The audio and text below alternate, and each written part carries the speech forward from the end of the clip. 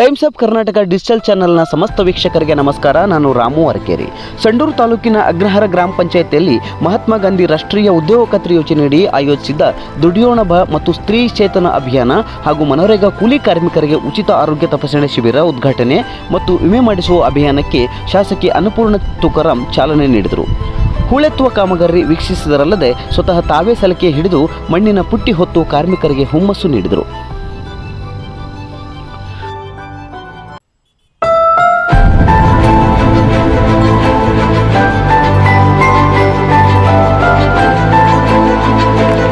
ನಂತರ ಕಾರ್ಮಿಕರನ್ನು ಉದ್ದೇಶಿಸಿ ಮಾತನಾಡಿದ ಅವರು, ಹಿಂದೆ ಕೂಲಿಗಾಗಿ ಮಕ್ಕಳನ್ನು ಮನೆಯಲ್ಲಿ ಇರಿಸಿ ದುಡಿಮೆಗಾಗಿ ಊರಿಂದ ಊರಿಗೆ ವಲಸೆ ಹೋಗುವ ಪರಿಸ್ಥಿತಿ ಇತ್ತು.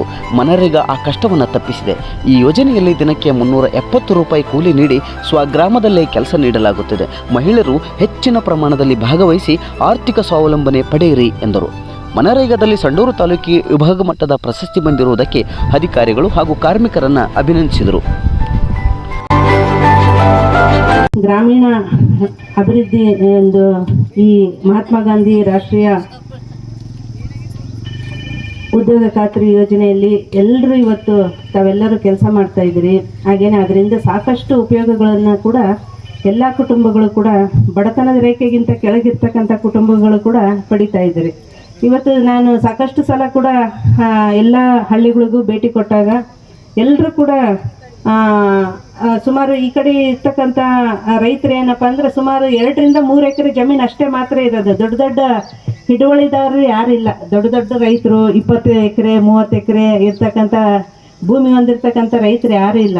ಏನಂದರೆ 2-3 ಎಕರೆ, ಅದು ಕೂಡ ಮಳೆ ಬಂದರೆ ಮಾತ್ರ ಬೆಳೀತಕ್ಕಂಥದ್ದು. ಈಗ ಇತ್ತೀಚಿನ ದಿನಗಳಲ್ಲಿ ನಮ್ಮ ಸರ್ಕಾರದ ಯೋಜನೆ ಗಂಗಾ ಕಲ್ಯಾಣ ಯೋಜನೆಯಿಂದ ಕೆಲವೊಬ್ಬರು ಬೋರ್ವೆಲ್ಗಳನ್ನು ಹಾಕ್ಸ್ಕೊಂಡು ಈಗ ಸ್ವಲ್ಪ ನೀರಾವರಿ ಒಂದು ವ್ಯವಸಾಯವನ್ನು ಮಾಡ್ತಿರ್ತಕ್ಕಂಥದ್ದು. ಅದಕ್ಕಿಂತ ಮುಂಚೆ ಎಲ್ಲರೂ ಮಳೆ ಆಧಾರಿತ ಕೃಷಿ ಭೂಮಿಯನ್ನು ಹೊಂದಿರತಕ್ಕಂಥ ಜನರು ಹೆಚ್ಚಾಗಿರ್ತಕ್ಕಂಥದ್ದು. ಹಾಗೆಯೇ ಬಡತನ ರೇಖೆಗಿಂತ ಕೆಳಗೆ ಜೀವನ ಮಾಡ್ತಕ್ಕಂಥ ಸಾಕಷ್ಟು ಕುಟುಂಬಗಳು ಕೂಡ ಈ ಭಾಗದಲ್ಲಿ ನಮ್ಮ ಚೂರ್ನೂರು ಭಾಗದಲ್ಲಿ ಹೆಚ್ಚು ವಾಸ ಮಾಡಿರ್ತಕ್ಕಂಥದ್ದು. ಅದಕ್ಕೆ ತಾವೆಲ್ಲರೂ ಗಮನಿಸಿರ್ಬೋದು, ನಾನು ಕಳೆದ ವಿಧಾನಸಭಾ ಒಂದು ಅಧಿವೇಶನದಲ್ಲಿ ಕೂಡ ನಾನು ಈ ಚೂರ್ನೂರು ಭಾಗದ ಜನರ ಸಮಸ್ಯೆಗಳ ಬಗ್ಗೆ ಕೂಡ ನಾನು ಅಲ್ಲಿ ಗಮನ ಸೆಳೆಯುವಂಥ ಒಂದು ಪ್ರಯತ್ನ ಮಾಡಿದ್ದೆ. ಯಾಕಂದರೆ ಸಾಕಷ್ಟು ಜನ ತಮ್ಮ ಒಂದು ಜೀವನೋಪಾಯಕ್ಕೋಸ್ಕರ ಇಲ್ಲಿ ಏನೋ ಒಂದು ಹಬ್ಬ ಹುಣ್ಣಿಮೆ ಒಂದು ಮದುವೆ ಮಾಡಬೇಕಂದ್ರೂ ಕೂಡ ಭಾಳ ಕಷ್ಟದ ದಿನಗಳು. ಅದಕ್ಕೋಸ್ಕರ ಏನಾದರೂ ಸಾಲುಗಳು ಹೆಚ್ಚಾಗಿ ಮಾಡಿದರೆ ಮತ್ತು ಹೆಚ್ಚಿನ ಕೂಲಿಗ ಆಸೆಗೋಸ್ಕರ ಮತ್ತು ತಮ್ಮ ಜೀವನೋಪಾಯಕ್ಕೋಸ್ಕರ ಎಲ್ಲರೂ ಬೇರೆ ಕಡೆಗೆ ಕೂಲಿಯನ್ನು ಅರ್ಸ್ಕೊಂಡು ಹೋಗ್ತಕ್ಕಂಥದ್ದು. ಆ ಸಮಯದಲ್ಲಿ ಮಕ್ಕಳು ಏನಾದರೂ ಚಿಕ್ಕ ಮಕ್ಕಳು ಇದ್ದರೆ ಅವ್ರನ್ನ ಓದು ಕೂಡ ಬಿಡಿಸ್ಕೊಂಡು ತಮ್ಮ ಜೊತೆಗೆ ಕರ್ಕೊಂಡು ಹೋಗ್ತಾಯಿದ್ರು.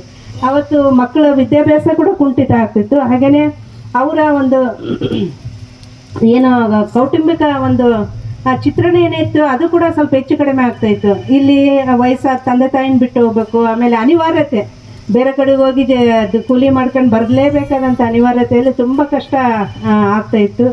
ಆಮೇಲೆ ನಮ್ಮ ಈ ಮಹಾತ್ಮ ಗಾಂಧಿ ರಾಷ್ಟ್ರೀಯ ಉದ್ಯೋಗ ಖಾತ್ರಿ ಯೋಜನೆ ಬಂದಿರೋದ್ರಿಂದ ಇಲ್ಲೇ ನೀವು ಇದ್ದು ನಿಮ್ಮ ಮಕ್ಕಳಿಗೂ ಉತ್ತಮ ವಿದ್ಯಾಭ್ಯಾಸವನ್ನು ಕೊಡಿಸ್ಬೋದು.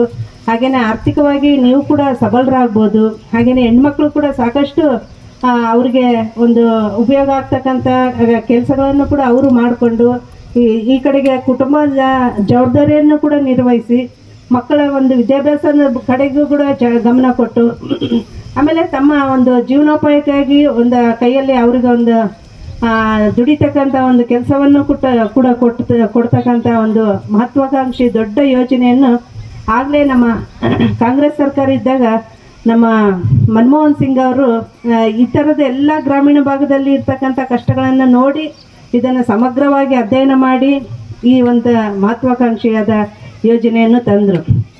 ನಮ್ಮ ಗ್ರಾಮೀಣ ಭಾಗದ ಜನರಿಗೆ ದಿನನಿತ್ಯ ಅವ್ರಿಗೇನಪ್ಪ ಅಂದರೆ ರೈತಾಪಿ ವರ್ಗದವ್ರಿಗೆ ದಿನನಿತ್ಯ ಅವರ ಒಡನಾಟ ಇರ್ತಕ್ಕಂಥದ್ದೇ ಭೂಮಿ ಜೊತೆಗೆ.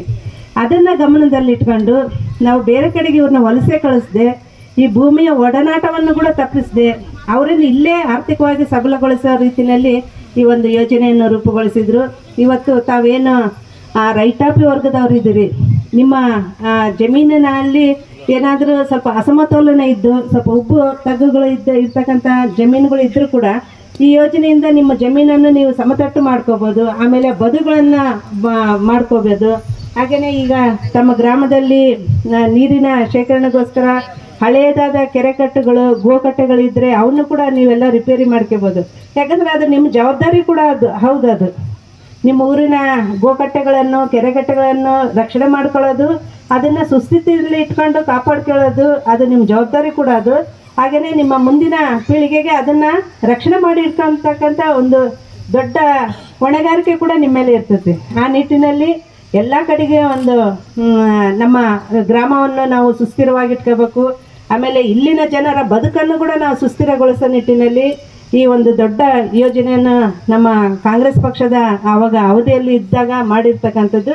ಇವತ್ತಿಗೂ ಕೂಡ ಇದು ಅಡೆತಡೆ ಇಲ್ಲದೆ ಇಡೀ ದೇಶಾದ್ಯಂತ ನಡೀತಾ ಇದೆ ಅಂತಂದರೆ ಇದಕ್ಕೆ ಸಾಕಷ್ಟು ನಿಮ್ಮಂಥ ಶ್ರಮಿಕರ ಬೆಂಬಲ ಇರೋದಕ್ಕೆ ಇವತ್ತು ಇದು ನಿಲ್ಲದೆ ಇವತ್ತಿನವರೆಗೂ ಸಾಗ್ತಾ ಇದೆ. ಎಷ್ಟೋ ಜನರಿಗೆ ಇದು ಒಂದು ಒಪ್ಪತ್ತಿನ ಊಟಕ್ಕೆ ಆಧಾರವಾಗಿರ್ತಕ್ಕಂಥ ಯೋಜನೆ ಇದು. ಹಾಗೆ ಎಲ್ಲ ಜನಸಾಮಾನ್ಯರ ಒಂದು ಬದುಕನ್ನು ಅಧ್ಯಯನ ಮಾಡಿ ಅವರ ಬದುಕನ್ನು ಸುಸ್ಥಿರಗೊಳಿಸೋದಕ್ಕೆ ಮಾಡಿರ್ತಕ್ಕಂಥ ಯೋಜನೆ ಇದು.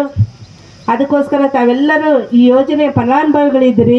ದಿನನಿತ್ಯ ನಿಮಗೆ ಕೈಗೆ ಕೆಲಸ ಸಿಗುತ್ತೆ. 6 ತಿಂಗಳು ಏನೋ ನೀವು ನಿಮ್ಮ ಜಮೀನುಗಳಲ್ಲಿ ಕೆಲಸ ಮಾಡಿ ಅದಾದ ನಂತರ ಹೇಗಪ್ಪ ನಮ್ಮ ಮುಂದಿನ ಜೀವನಕ್ಕೆ ಅಂತೇಳಿ ಯೋಚನೆ ಮಾಡ್ತಿದ್ದ ಸಮಯದಲ್ಲಿ ಇಂಥ ಒಂದು ಯೋಜನೆ ನಿಮಗೆ ನಿಮ್ಮ ಮನೆ ಬಾಗಿಲಿಗೆ ಬಂದಿದೆ. ಅದನ್ನೆಲ್ಲರೂ ಸದುಪಯೋಗ ಪಡ್ಕೊಡ್ತಾ ಇದ್ದೀರಿ. ಹಾಗೆಯೇ ನಾನು ಎಷ್ಟೋ ಜನ ತಾಯಂದ್ರಿಗೆ ಹೇಳೋದಕ್ಕೆ ಬಯಸ್ತೀನಿ, ನೀವು ನಿಮ್ಮ ಮಕ್ಕಳಿಗೆ ವಿದ್ಯಾಭ್ಯಾಸವನ್ನು ಕೊಡ್ರಿ, ಉತ್ತಮವಾದ ವಿದ್ಯಾಭ್ಯಾಸವನ್ನು ಕೊಡ್ರಿ. ಈ ಸಂದರ್ಭದಲ್ಲಿ ತಾಲೂಕು ಪಂಚಾಯಿತಿ ಕಾರ್ಯನಿರ್ವಾಹಕ ಅಧಿಕಾರಿ ಮಡಗಿನ ಬಸಪ್ಪ, ಉದ್ಯೋಗ ಖಾತ್ರಿ ಯೋಜನೆ ಸಹಾಯಕ ನಿರ್ದೇಶಕರಾದ ರೇಣುಕಸ್ವಾಮಿ, ಸಿಡಿಪಿಒ ಲಾಲ್ಸಾಬ್, ಅಗ್ರಹಾರ ಗ್ರಾಮ ಪಂಚಾಯಿತಿ ಅಧ್ಯಕ್ಷೆ ಲಕ್ಷ್ಮೀ ಉಮೇಶ್, ಉಪಾಧ್ಯಕ್ಷ ಗಾಳಪ್ಪ, ಪಿಡಿಒಗಳಾದ ಕುಮಾರಸ್ವಾಮಿ, ಶ್ರೀಕಾಂತ್, ಕರಿಬಸಪ್ಪ, ಕಾರ್ಯದರ್ಶಿ ಕುಮಾರಸ್ವಾಮಿ ಹಾಗೂ ಇತರರು ಭಾಗವಹಿಸಿದರು. ಸ್ನೇಹಿತರೆ, ನೀವಿನ್ನೂ ನಮ್ಮ ಟೈಮ್ಸ್ ಆಫ್ ಕರ್ನಾಟಕ ಡಿಜಿಟಲ್ ಚಾನಲನ್ನು ಸಬ್ಸ್ಕ್ರೈಬ್ ಆಗಿಲ್ಲ ಎಂದಾದರೆ ಕೂಡಲೇ ಸಬ್ಸ್ಕ್ರೈಬ್ ಆಗುವ ಮೂಲಕ ನಮ್ಮ ಎಲ್ಲ ಸುದ್ದಿಗಳ ನಿರಂತರ ನೋಟಿಫಿಕೇಶನ್ ಪಡೆಯಿರಿ.